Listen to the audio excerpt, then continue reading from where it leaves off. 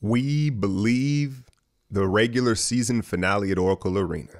And it's funny, man, as a kid, and those of you that go back as Warrior fans, like these jerseys were putrid, right? You know, but before Baron Davis and We Believe, they were some of the most hideous jerseys in the league. And I have a lot of kind of pain associated, honestly, with that old logo. But it's funny how things turn around. So they finally broke out the We Believe jerseys. Early on, it was KD aggressive, looking for his. Now this game kind of turned crazy because the Clippers had lost to the Lakers, and so we win this game. We're kind of positioning ourselves to face the Clippers in the first round. You see an early turnover here, and it's Trez. Lou Williams getting the start. No Danilo Gallinari, no Pat Beverly. You let him go left, he's going to put it in the net, y'all. The bottom of the West was so jumbled up, it really didn't look like the Clippers were going to be a potential first-round opponent, but now it does. You've got a hip flexor injury to Beverly and a sprained ankle to Gallinari, and they come limping into the playoffs. I'm not sure how much strategy Doc wanted to show in this game, understanding how this may unfold early on,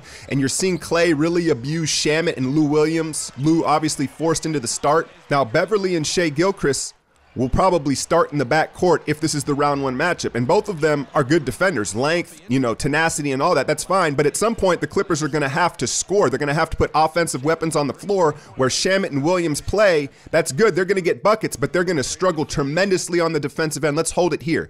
See that line? That's where usually the defense is, facing those guys. Because they're so worried about the three, they're prioritizing the three line.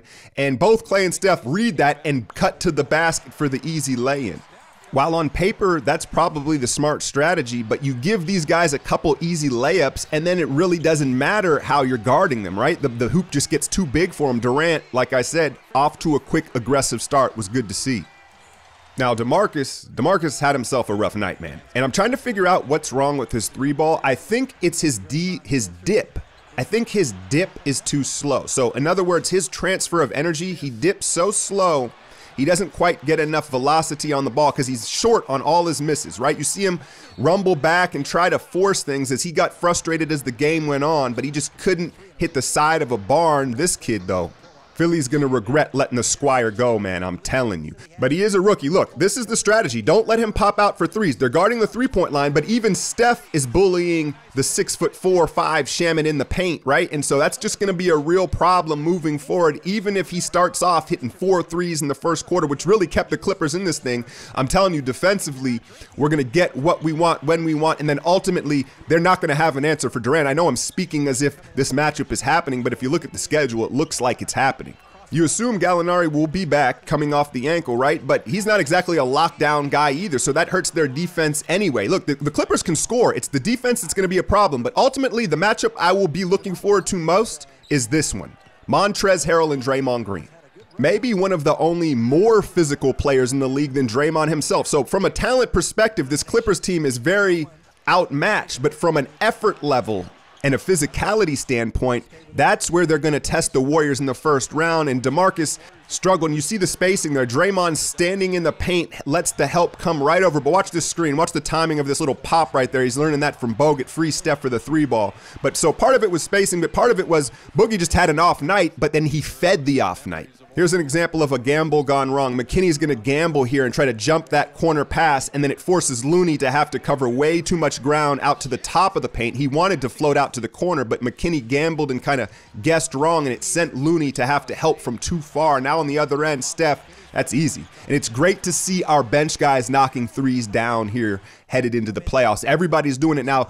Damian Lee checks in here towards the end of the first quarter. No Andre Iguodala listed, out with a sore toe, but I'm guessing it's more of load management, but who knows? But look at Looney with that soft hop catch jumper. That's all day, Kevon. And you're seeing his confidence. It's growing incrementally, right? He didn't like flip a switch, but he's quietly getting more and more confident and quietly finishing in different ways around the basket. A little Euro left-handed flip. I see you, Loon.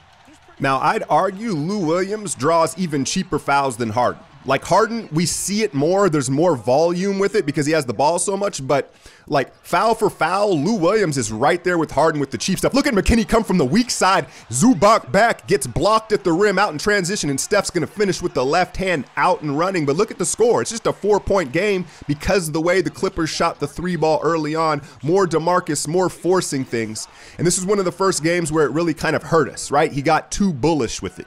The rook out in transition. You know, he kind of reminds me of Tyreek Evans. He kind of, they have a different build. Tyreek was much stronger, but the big, long striding Euro steps and finishes. Jerebko comes in and continues where he left off, banging down the threes.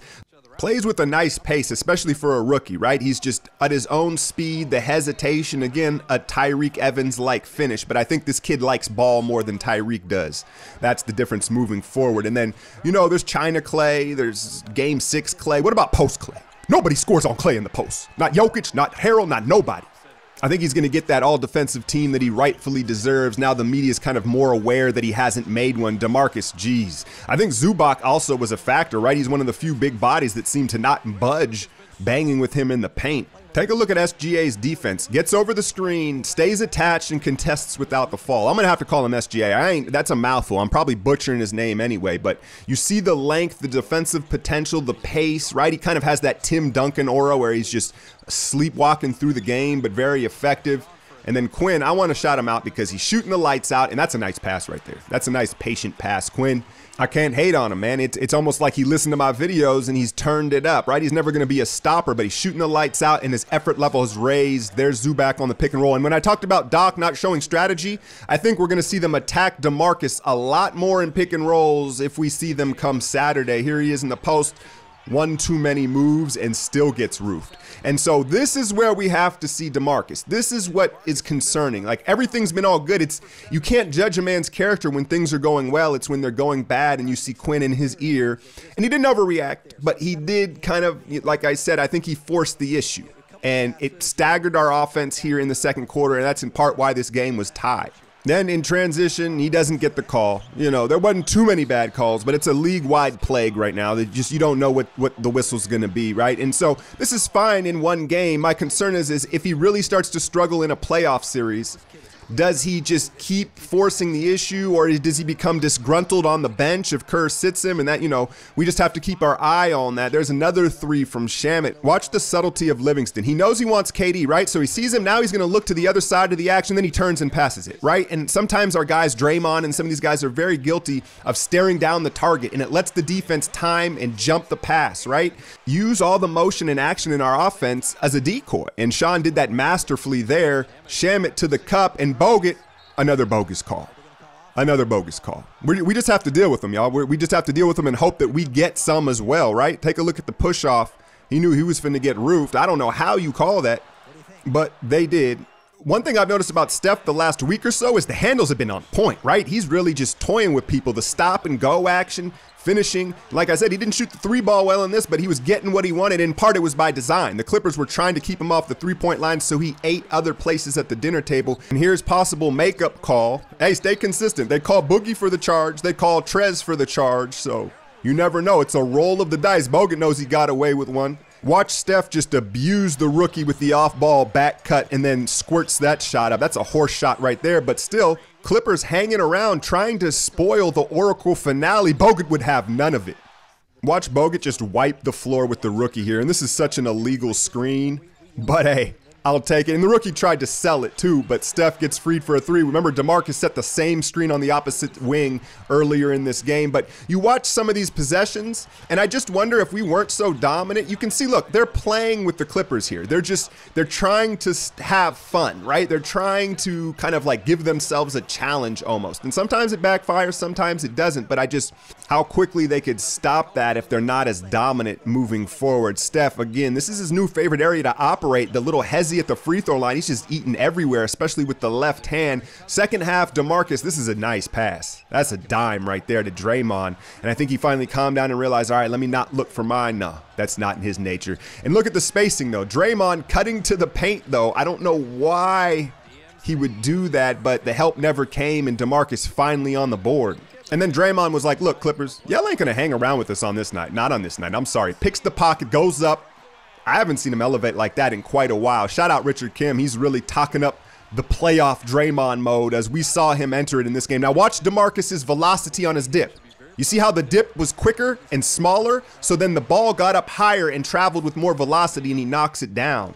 There will be kind of a cat and mouse game between Montrez and DeMarcus if this series comes to fruition, right? Where neither one of them should be able to guard each other. Trez on the roll and then Boogie one-on-one if he has enough space. spin move, sticks with the play and gets the basket. And I think finally can like kind of breathe a sigh of relief like, all right, I got a couple.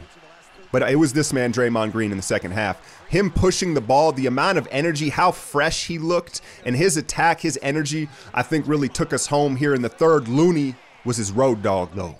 This is his new little bag right here, because Looney always drives strong with two hands, but now he has the ability to scoop with the left hand and adjust in midair, and that really just opens up his ability to finish in different ways. More day. Y'all ready for the stat line? 10 points, 10 boards, 9 assists, 5 steals, and 3 blocks. And didn't play the fourth quarter. Playoff mode activated. More Klay Thompson.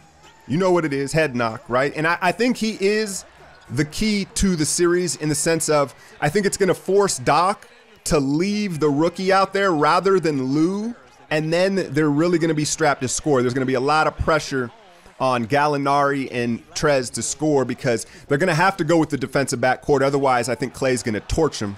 KD, 6 of 7 shooting. Most of his damage done in the first 5 minutes of the game. He did have 7 assists as you see things start to get away from the Clippers here late in the third. Now watch Looney's defensive effort on this because a lot of guys, you want to make second and third efforts. That's like 2 or 3 efforts. Avoids the foul and then Draymond cleans it up at the rim. He may not be fleet of foot, but Looney makes a lot of second and third efforts defensively, and then look at Draymond pushing the ball. That's for once a good camera angle, and that's going to be key. If he's feeling that aggressive and that spry, whenever teams try to go big against us, he's going to eat their lunch in transition. Steph, he's missed all these layups of late. He hits that one, though, right? That was probably his most difficult finish in weeks. He's blown all these bunnies at the rim. He gets that one to go with the English. Damian Lee digs in, and then Steph is going to cock back a la Baron Davis. Oh, it doesn't count. They blew the whistle out in transition. But it was still fun to see Steph get off a dunk.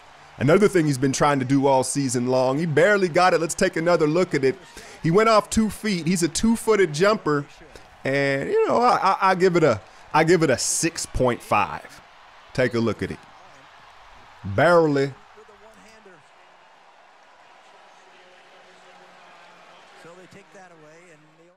After a big third quarter push, really led by Draymond and Looney, winding down the third, it's only right. Regular season finale, Steph pull up from 30 to end the third and lock down the #1 seed again, y'all. I say again, we didn't have it last year, did we?